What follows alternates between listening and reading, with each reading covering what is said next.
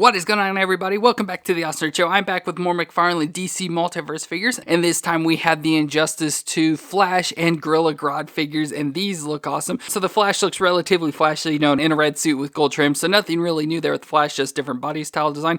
But the Gorilla Grodd looks awesome, so we have this awesome giant gorilla covered in gold armor, and it just looks ridiculously awesome. So I'm definitely excited to check out the Gorilla Grodd because it just looks awesome, so I really want to check that figure out. But I'm also going to include here the Walmart exclusive gold label Red Death, so the Red Death where he's all gold this time. So again, we've had the Red Death figure already, but he looks awesome in this gold, so it makes him look more like a reverse Flash or something, so that's pretty cool. I think he looks awesome there. So we got these three figures to go together here, a lot of gold going on between each of them, so it's like a whole gold set here. So I'm excited to check this figure out. Like I said, I'm super excited to look at this Gorilla Grodd because I love getting big bulky figures, and that's exactly what he is, and he's a gorilla, so that's going to be awesome. So let me go ahead and get these open and we'll check them out together. So starting off with Flash here, again, this is from the Injustice 2 game, so he does look a little bit different than normal, has more of what's supposed to be that like sort of realistic gritty design of Injustice 2. So I think overall he looks pretty neat. Like he is like a bigger, bulkier Flash, like especially in the midsection here, he does seem really bulky, but you never know, could be like old age or some stuff. Maybe Flash has put on some pounds, or it's just the way the figure's designed. But overall, I actually think it looks pretty neat, and it's not the best. It is like a really dark reddish maroon color. May not look that way too much to the camera, but it is in real life, so it's like that darker red color. Overall, design wise, it's actually not too bad. I like it a lot. It looks like this could be used in like the DC movies and everything. Nothing too wrong with that. But again, he is in the all red outfit from head to toe. Like the feet have a lot of lightning bolts on it. Silver designs going all the way through his body, so like especially there on his legs going up.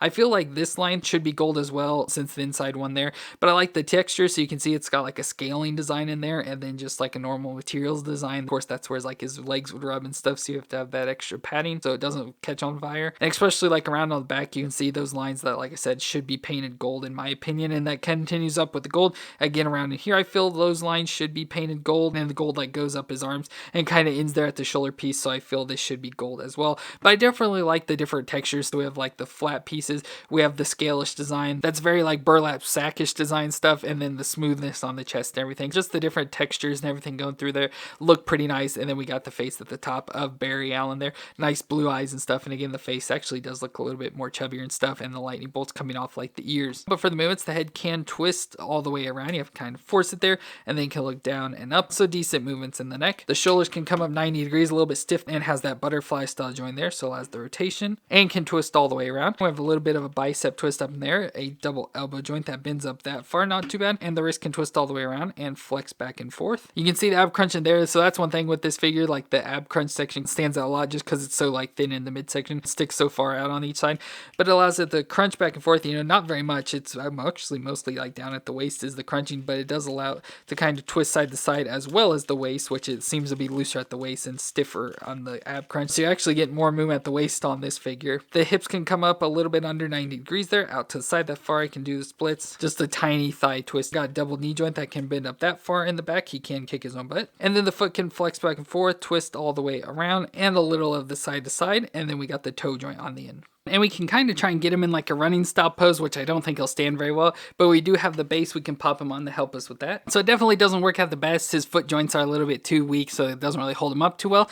But we also get some accessories that come with him, and I don't really know exactly what they are or what to do with them exactly, but we have some lightning effects. Really weird, just the way it's designed. I don't know exactly where you should put this on him.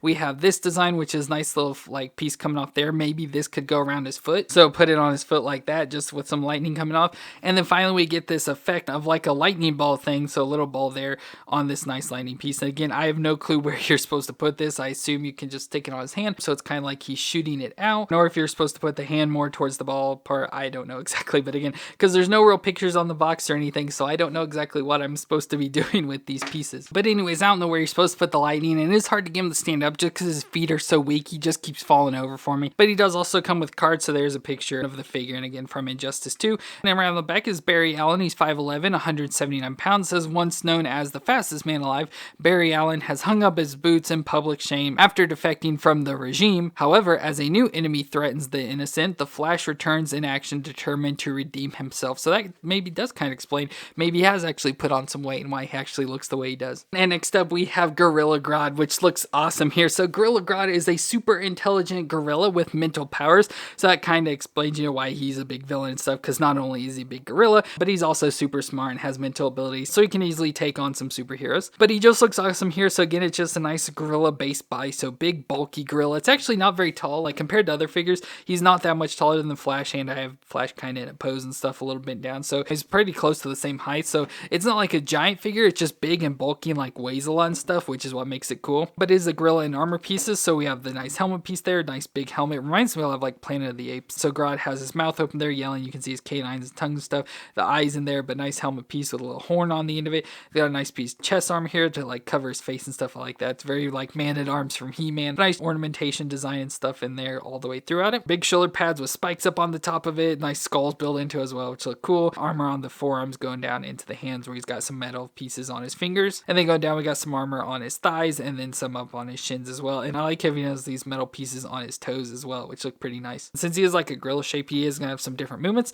So his head there can twist all the way around. And then looking down just about where it is and up a little bit that far. So not a whole lot of range in the neck. His shoulders can come up under 90 degrees there and have butterfly joint and can rotate around. We have bicep twist in there. The single elbow joint that just bends a little bit there, and it's mostly the armor clashing that doesn't allow it to bend more. The hands don't really twist around. There's a little bit of rocking in there, but it's mostly just a movement back and forth, which is actually pretty nice. We get an ab crunch and twist right there at the chest, so a little crunch back and forth, not a whole lot, mostly back again, and can twist side to side. And then with the hips, just have a little bit of movement up there. You can just barely any movements again, which is the way it's designed as a gorilla and stuff. Don't get a whole lot, but a little bit back and forth there and out to the side a little. We have a single knee joint that just bends up a little bit there. Again, not much movement back and forth. Then we have the foot that can rock back and forth and a little bit of twisting side to side in there. And then we have the toe joint on the end of it. So I actually really like this figure because it doesn't have like the ball joints and stuff. So it actually moves a lot better. I like the wrists, they can only move back and forth, but that's perfect for this. And then the way the foot design stuff. So it makes him actually pretty easy to stand up. But he's big, tall, awesome gorilla there. So that's cool. He comes with the plate so we can pop him on there. And finally, we have his card. So there's a picture of him again from Injustice 2.